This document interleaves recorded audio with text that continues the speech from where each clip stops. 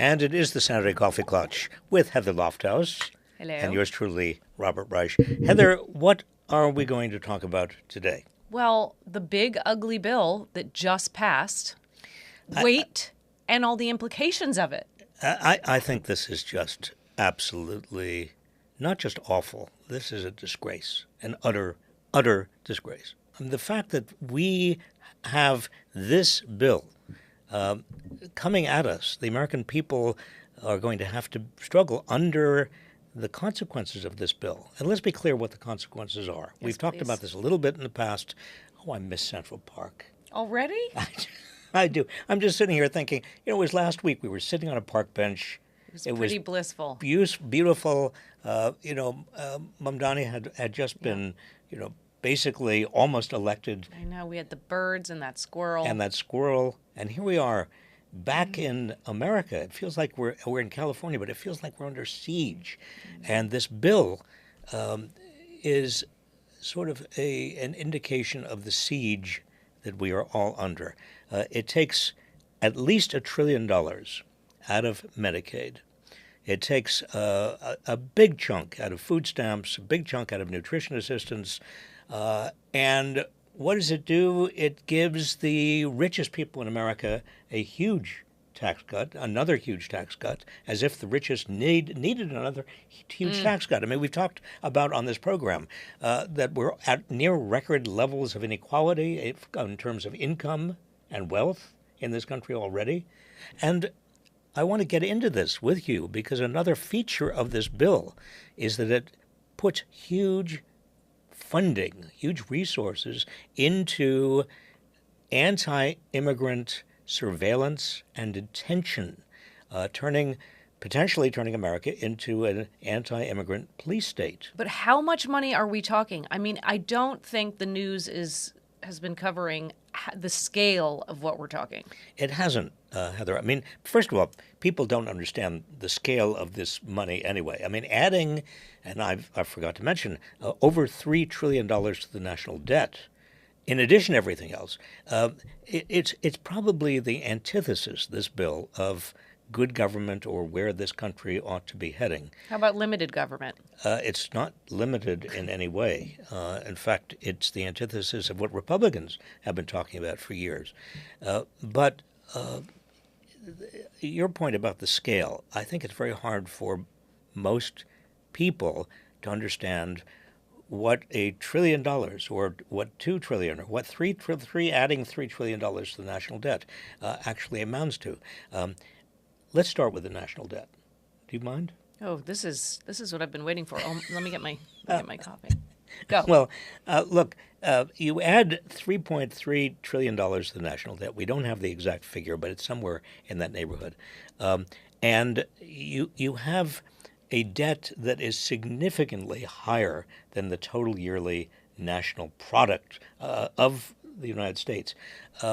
And the problem, ultimately, with that degree of debt is that you are causing global bondholders of the United States to get nervous. They're charging more to lend money to the United States. And a lot of these people are Americans. They're very rich Americans, mostly. They are also lending money to the United States to cover this debt. And that means interest rates, particularly long-term interest rates, go up. That means people have to pay more for mortgages and auto loans. It's a hidden price increase, a hidden inflationary increase that all of us have to pay. And meanwhile, the value of the dollar is going down because everybody around the world says to themselves, well, I can't trust the United States to maintain its fiscal integrity. Right. Now, that's the least problematic part of this bill. I find, honestly, the notion that we're taking $1 trillion or more dollars out of Medicaid and giving it to rich people effectively. And reverse Robin Hood, as it's you've said reverse before. Robin Hood, but it's reverse Robin Hood in a very cruel way. The benefits in terms of the tax benefits happen earlier. They will happen almost immediately. The rich will get even more of a tax benefit than they have already. But the costs in terms of the Medicaid reductions, the 11 point, and we don't know whether it's 11 million or 11.5 million people who would be losing their health care coverage. Who are those people? Can you just give us a sense? Well, they are lower income. They are not all poor. I mean, they're lower income, working class. They are overwhelmingly white. And where are they? And they are in red states. On average. Yeah. Yeah, on average. I mean, there's some obviously in California, New York, many, but you have a lot of them who are going to be suffering in red states that are represented by the same people who voted for this bill. That's one of the great ironies in this bill, and I think it's one of the reasons that a lot of Republicans didn't want to go along with it. You also had the Freedom Caucus. You had the Republicans didn't want to add to the national debt. You had that two groups of Republicans, how they got together finally and made a deal is an interesting. Historians will look at this as not only Trump's power, but his exercise of almost authoritarian. In fact, it's not almost. I was going to It's say authoritarian power to threaten these legislators. Threaten them with being primaried in the next election. Tom Tillis of North Carolina, he said, "Okay, I'm leaving. I'm just leaving. Yep, I'm not he even said, going "I'll resign." I'm not going to stick 60s. around." So you have this threat. You also have an implicit threat to many of these legislators that the vigilantes of Trump, the violent, prone Trump followers are going to take it out on some of the legislators that actually don't go along. This is not that far removed, Heather, from what we saw in the 1930s. No. Mostly in Germany, but we saw elsewhere in the 1930s. So you have these legislators, Republicans, intimidated, fearful that they're going to be primaried or they may be in some danger. They go along at the 11th hour. And you also have at the same time, and this is what is not getting enough play in the press, you have huge amounts of money going into surveillance, Bingo. technology, the so-called wall on the southern border, and detention facilities for migrants. All detention facilities all over the country, like the alligator. What Alcatraz. was it called? Alcatraz in the Everglades. That Trump just loves the idea that there are alligators and crocodiles all around these. But to be clear, the amount that is in this bill for these detention centers and this process of detaining is more than the budget that was USAID's total budget. Yes, it's more than the entire budget of the federal prison system. It is a huge amount of money going into, again, we're talking about just detention centers, not even mentioning all of the surveillance and the wall and all of the additional maintenance of the southern border. So what's that aligned with? I mean, is this like a war budget? I mean, this seems... It is, in a sense, a war budget. I mean, this is the danger here, and let's be very, very clear. The danger here is that we tip over into giving Trump and the Department of Homeland Security and ICE the kind of powers that we reserve during wartime. And you remember some of the terrible things the United States has done during the Second World War, putting Japanese Americans into detention camps. When you have internment camps, detention camps, and they're going to be all over America, and they are large, obviously they're going to be used. Yep. When you have ICE becoming an army in and of itself, it's going to be used. And another analogy, too, or fact, is that detention budget that's in this bill is bigger than NIH, CDC, and cancer research, what was cut for all of them combined. Yeah, I think this is extremely important because the press has been focusing on, Yes, cuts in Medicaid, very, very important. Cuts in food stamps, terrible. Devastating, yeah. And the debt, national debt increasing, and all of the, the problems with regard to giving the rich a huge increase in their tax benefits. That's all true. But this part that we're now talking about, the police state that comes out of this, is, in some senses, the most dangerous and most devastating. But so you talked about all of these Republicans who are saluting and doing what they're supposed to do, right? They're ignoring their constituents ish, and they are going along with Trump, but they're not cowering in a corner. I mean, you saw this yesterday that they are in line getting signed merch. You mean from the White House? Yes, but so Well, what is that description of our reality? I think there are several things going on at the same time. The Republican Party is gone. I mean, we've talked about this before, but this is the final piece of evidence. There is no longer a Republican Party. It is a Trump cult. It is a Trump posse. It is basically lining up entirely behind the strongman, the leader. And it's so sophomoric and it's so materialistic that these people, but also Sophomoric, materialistic. yeah. I those are think some that words. you put your finger exactly. Right. But Bob, to have this man, I mean, it's so infantilizing as well, right? To have this the king daddy of the White House, and now they're doing, and then they get in line to get signed merch. What is happening? Well, yeah, but see, I think the infantilizing is kind of an interesting concept because you've got this man in the White House who wants to create and has spent years creating the illusion of being all powerful and basically extraordinary, potent and somebody that has no weakness whatsoever. And you have one of his techniques is to make others people feel that they are children and that they are reliant on him. Totally dependent on him. And this is an old fascist technique that we saw this again and again in the 30s. Mussolini and Hitler and Franco and others and Stalin, this is what we And more confronted. recently, Orban and others. And Viktor Orban is certainly, this is out of his playbook as well.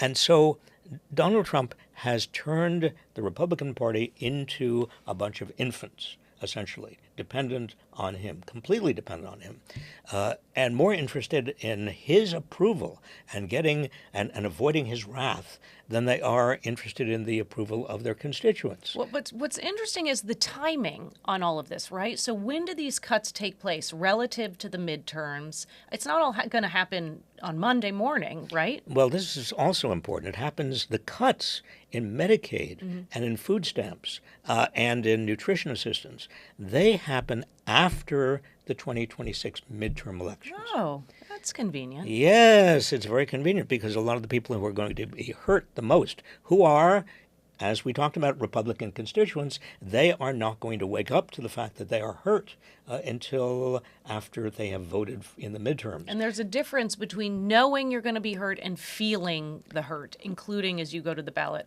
box. Well, exactly. And Republicans are going to be saying to them over and over again, look, there was fraud and waste in Medicaid, and putting a work requirement on Medicaid is only fair. People should work for whatever they get. What Republicans will not be saying to their constituents is you are going to lose your health coverage. And the reason you're going to lose your health coverage is because many of you are unable to work, and many of you are unable to do the paperwork that is required to continue to stay on Medicaid, and many of you are dependent on food stamps, and you are not going to get any. Goodbye. There are, you, my constituents, I know, and you are more vulnerable today. You are living paycheck to paycheck. You may not even be living paycheck to paycheck. The minimum wage has sunk to almost nothing in many states. You are people who voted for Trump because you thought that he was going to bring prices down. He was going to make things affordable for you. He was going to make your life better. And you are actually now facing a life that is worse because you're going to have to pay more for health care and for food and for everything else. And we haven't even talked about the Trump tariffs I know. and what they're going to do to prices. So Republicans are essentially, and Republican office holders have become zombies in this Trump army. And I haven't really witnessed anything quite as dangerous. You and I have been talking about Trump and about his goings-on for many, many years, and we've looked at the first 3 months and the first 100 days. Trump is now flirting with a total dictatorial fascism. So I want to talk about that and what stage are we in? Because I met someone recently who said we're not on the brink, we're in it, we're in the midst of it. So that's What's the it? fascism. Well, there's no official definition of when we can't tip into. do like this and we no. can't. We can't. But I think we're very close if we're not into it right now, because all of the essentials are there. That is, intimidating the universities, intimidating law firms, going after every media outlet that is in any way criticizing you, going after the courts, arresting even individual judges, making judges fearful for their lives, and then on top of all of this, establishing the mechanisms of a police state. Right. The surveillance technologies that are in the bill and are being funded in this new big, awful, bad, horrible bill. Ugly, yeah. And the detention facilities. So there is no dissent allowed. There is no critical thinking allowed. I mean, it's coming at all of these levels to he just wants zombies saluting. And remember, he was elected not by a majority. I'm talking about Though Donald Trump. I know, but he was he elected loves to by say a he was. plurality, and it was it was 1.5%. This bill gets through the House and the Senate by the smallest. I mean, J.D. Vance had to go to the Senate to cast the deciding vote because it was 50-50. In the House, you have a tiny, tiny, tiny majority. I know, but he commands as though it's a mandate, and people think it's a mandate. Exactly. He takes any advantage he can of there being a so-called mandate. He creates the impression, and he's a con man. I mean, we've seen this. We know this. This is not new. But he is taking his con man act to a new level. And this police state really enables him. It does, because it enables him to not only keep the pressure on the scapegoats, who are, the putative Yeah. hordes of people Stephen coming over Miller the, wants 3,000 arrested. Stephen Miller does want. Yeah.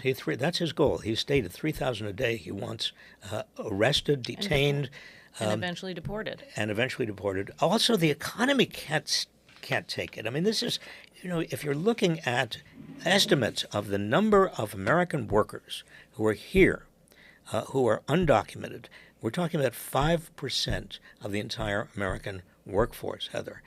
They are also consumers. They are not taking Medicare, Medicaid, Social Security because they're not eligible for Medicaid, Medicare, or Social Security. So they're putting money into all of these public programs. They are buying things. Their buying power is very, very important.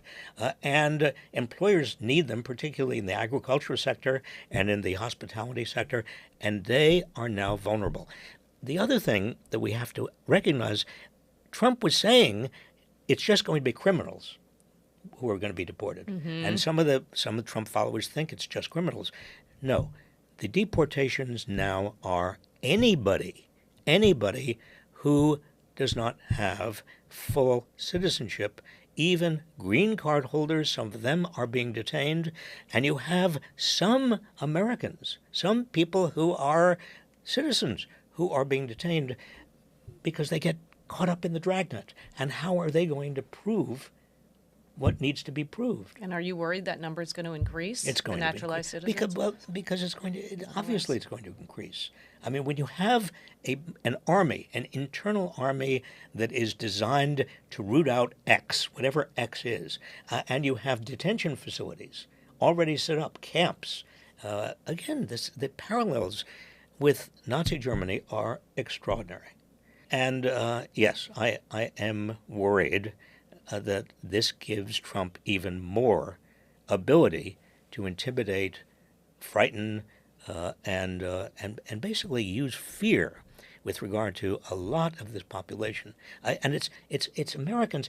Any American who has brown skin is now likely to be stopped at some point by an immigration official, ICE agent, some sort of ICE police, and asked for his or her papers. Right, right. Can I ask a question, please? So, Trump voters from last time, right? So here they are. Now, I look in some of we test our videos, and you can see some comments where it's, give him a chance. It's not as good as I hoped, but there's still time. This verdict is still out, just don't diss him yet. And I have family members, who are saying, he's not, this is not how I envisioned it, but. And so at what point do people say, I mean, it's hard for any of us to admit mistakes and that we were wrong. But at what point, if these, cutting of snap doesn't hit by the time we get to the midterms, at what point is there going to be enough people that say, you know what, I don't actually like what's happening to our society? How do we get to that tipping point? What is the tipping point? I don't know the answer to that, but what I tell myself in order to cheer myself up and is me and us, because we're here too, is that there is going to be a tipping point, because as we slide toward or already in fascism, it forces people to take sides, right? Mm-hmm. I mean, the university. But what are the sides? University presidents, some of them, like Columbia, took the side of Trump. I mean, so, I will negotiate. You will do whatever you want. Others, like Harvard, at least maintained some integrity. Law firms divided. Some law firms went along with Trump, what Trump was demanding. Some others said no. But imagine all of society as the vice gets tighter and tighter, as the fascist state becomes bolder and bolder. All of us will have to choose sides. All of us will have to be either the Neville Chamberlains of the American, of facing Nazi Germany and capitulating and surrendering, or we will be people like Joseph Welch, the people who stand up to tyranny and said, as Joseph Welch did when he was in the Army McCarthy hearings against Joe McCarthy, he said, have you no decency? We are not going to stand for this. And I think I think most Americans really are decent people. Now, Heather, you may disagree with me. You don't disagree with me. I don't. No, I think most Americans are decent people. Well, if most Americans are decent people, then as we get deeper and deeper into this fascist state, then more and more people are going to say no. But this is a serious reckoning to be on this, because we used to talk about left versus right. Remember those good old days? Yes, those. Remember those? I do remember them. This has nothing to do with left versus No. right. This has to do with, on the one hand, fascism, and the other hand, democracy. It has to do with either freedom and decency, or it has to do with totalitarianism and cruelty. And who is going to be standing up for totalitarianism and for cruelty and for a lot of the things that Trump and the people around him are imposing on America? I think when it comes to it, Heather, and I really, this is a faith. Mm-hmm. I think. I'm glad you have it. I think Americans will be standing up in mass and saying realize that is the choice, and that it's not just the fun con man who is on TV who wants to make America great again and is willing to stand up to, the elites, allegedly. Well, there's going to be, there is certainly a group of Americans who are absolutely committed to Donald Trump. Right. I was just in Tennessee, and along the roads, Trump signs everywhere, and these are people who I would meet in cafes and other. They're American people, lovely people, friendly people, but I think that once people recognize what the stakes are, Right. Even though the core Trumpers are going to stay there, a lot of Americans are not going to be willing to do that. And I want to go back to Mamdani for a minute. I was going to just do that. Were you? That's weird. That's a mind meld. Okay, I was going to say, probably not what you were going to say. You saw that Trump said, I will have him arrested if he disagrees with anything we say in terms of ICE. I mean, he's already out of the gate. He's already out of the gate. Because this guy is progressive. But that's Mamdani. What he did is put together a coalition, a multiracial, multi-ethnic, multi-class coalition. Now, granted, it is New York City, and New York City is not America by any stretch of the imagination. Did you see all the maps? It was fascinating who voted for him. Yeah. Well, again, as I try to calm myself about what's happening, I say not only will this force Americans to take a stand, and most people are decent and they will take a stand against this, and they will let their politicians know. And but I also look at the upcoming young politicians like Mamdani and what they've managed to do. Right. Can your Substack yesterday about universities was so specific and scary. Can you review a little bit of what's been happening in terms of Penn and this is University of Virginia? Again a fascist technique, and you don't have to look very far. I mean, like Viktor Orban in Hungary did it. Once you take over the major parts of government, once you substitute the civil service for put your loyalists in, and you put pressure on the courts, and you do all of those things, and then you focus on the universities, because they are potential sources of pushback. That's where you have a lot of people in almost every society that are cosmopolitan, that are thinking about what's happening in the world, that are aware of the dangers of fascism. And they're unifying universities. They are powerhouses of young people coming together. Exactly. And this is a threat to totalitarians, to tyrants. And so what happened just recently, the University of Virginia, Trump put pressure on the University of Virginia to get rid of its president, not because of anti-Semitism. This was DEI. This is another so-called kind of bogeyman of Trump's. DEI. Now, DEI, diversity, equity, and inclusion, I'm sorry, I used to think those, in fact, I still do, those are good things, but he has made them into bad things. So University of Virginia was not going fast enough on DEI, and therefore the president is out.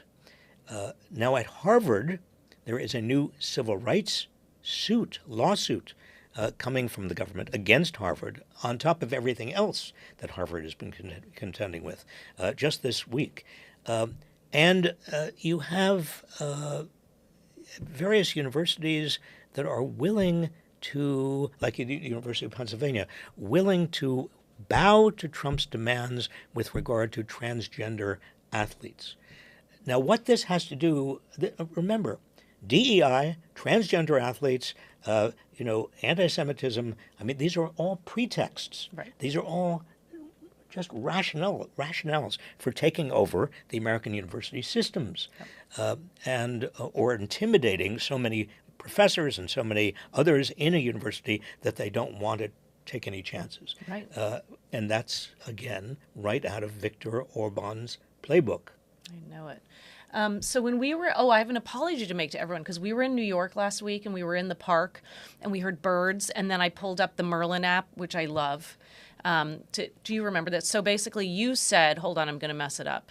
You said it's a swallow. I said it's a finch. And then the app said it's a sparrow. And I said, you were right. I was right. No, I you was were right. So, but I then said it was a sparrow. amazing. I said it was a sparrow. Did I say it was a sparrow? I think you said it. A swallow. Yeah, but it was a I swallow. said a swallow sparrow. Anyway, it was hilarious how many people were like, wrong bird, wrong. So many bird. I didn't know our fabulous people that are listening to us and contributing and joining us are such avid bird watchers. And did you see the eagle?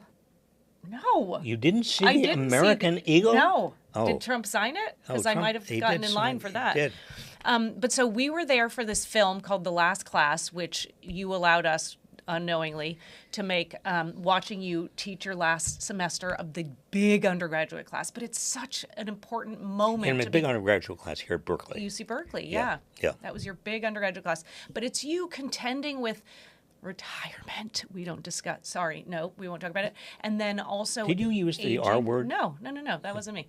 And aging, and your Aging? students, nope, Retirement? and You know, your this is- students inheriting a world out of balance. But it's this candid look, and I want everyone to see it if they want to see it. But Heather, you've done an extraordinary job, and Elliot Kirshner, the director, did an extraordinary job. I did not see it until quite recently. You saw it 2 weeks ago. And I saw it 2 weeks ago was the first Forced time. him to.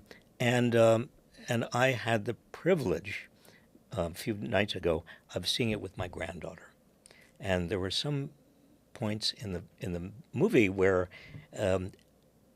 people tear up. I teared up, and she grabbed my hand. She's 16 years old, and she put her head on my shoulder, At just the moment. and I thought, When you were- okay, it doesn't get more meaningful or better than this. I The love world is falling apart.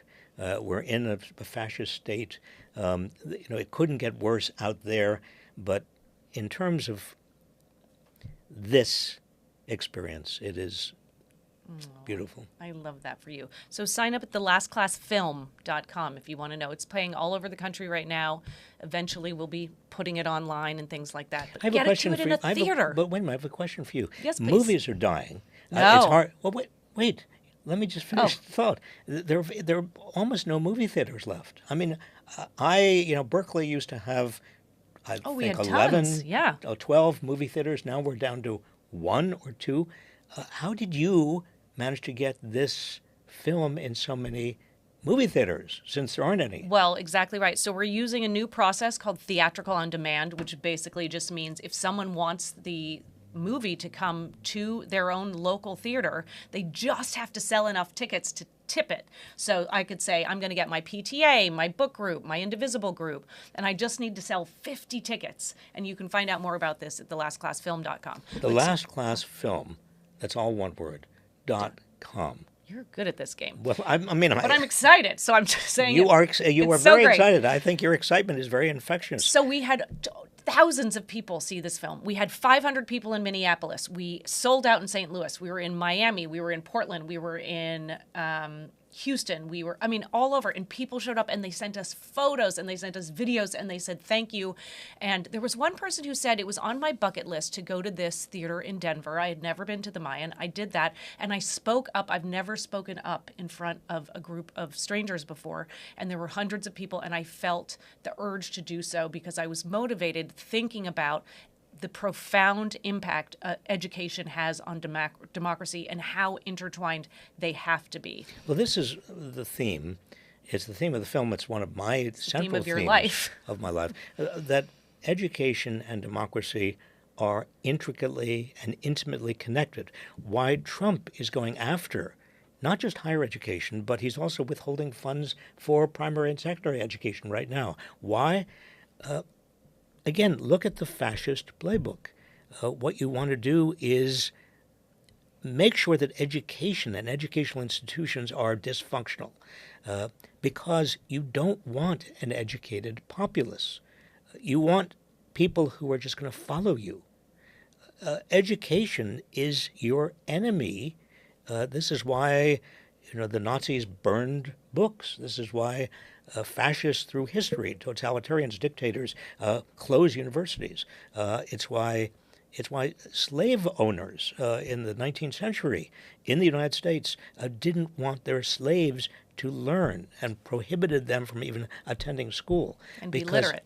and be illiterate because if you know how to think, if you know how to use critical judgment, you're And going to see, express. yes, you're going to see what's going on, and you're going to have to stand up. And he's going after, I mean, it's the levels, right? So it's the administrations, it's the curricula. We've seen the book bans that have gone in many states across many levels of education, and then it's the funding. Absolutely. And it's all connected. Yep. I mean, if you say, for example, that Americans should not know of Americans' history and America's history of racism and of genocide with regard to Native American people, well, then if you don't know that, how can you possibly see it when it's happening again, or it's happening around you, or it's happening in Israel and in Palestine? I appreciate your point about there being a national reckoning and that being a potential positive. So it's a big positive. I feel hopeful about that. But, Bob, it's July 4th weekend. How do we, celebrate? How do we celebrate? Celebrate? I can't even use the verb. Well, you're raising a very troubling and good point, because part of the national reckoning, and I'm going to come back to that term again and again, has to do with what we mean by patriotism. Mm-hmm. What is the real meaning of patriotism? Patriotism is not just waving flags and sending off fireworks and standing for the national anthem. Patriotism is a matter of being willing to sacrifice for the ideals that have been handed down to us from generations that have sacrificed. What are those ideals? The ideals are the rule of law, democracy, the Bill of Rights. Civil liberties. Civil liberties, but also tolerance and inclusion. And yes, diversity, e pluribus unum. These are the fundamentals of patriotism. And if we are instead getting hoodwinked into worshiping a man who represents the opposite of all of these things, opposite of the rule of law, opposite of democracy, opposite of tolerance, who is really fueling bigotry and oppression and fear and cruelty, then we are not patriots. We are not acting as patriots. We have to make sure that we understand the true meaning and the true requirements of patriotism. Okay, well, I guess I'll have a hot dog. And a Bud Light, I guess. I want to thinking about those things. Well, we're at a difficult point in time. But I'm glad to see you every week for coffee, and you. Yeah, I am too. I want to thank you again. It was great being in Central Park. God, that was good. Should we go on more? I think we should do more outings. I think we should do more outings. I was just going to say that. I was thinking we should do more outings. Let me just say to all of you, and Heather, I want to thank you, but I also want to thank all of you. This is a rough time. We knew it was going to get very rough. The passage of this big, bad, horrible bill is a point in time that forces us to reflect on what we believe, but also who we are and who we want to be. As does a weekend called a July 4th weekend, in which we have to, I think, contemplate what patriotism really means and requires, what this country is all about. I have some friends who are leaving America. Well, I understand that. I'm not going to dump on them for doing that. But it is very important that those of us who can, who are able, stay here and fight. That is ultimately the test of patriotism. Our willingness, our ability to fight for the ideals that made this nation a nation that at least some of us, at least at some point in the not-too-distant past, were proud of. We'll see you next week.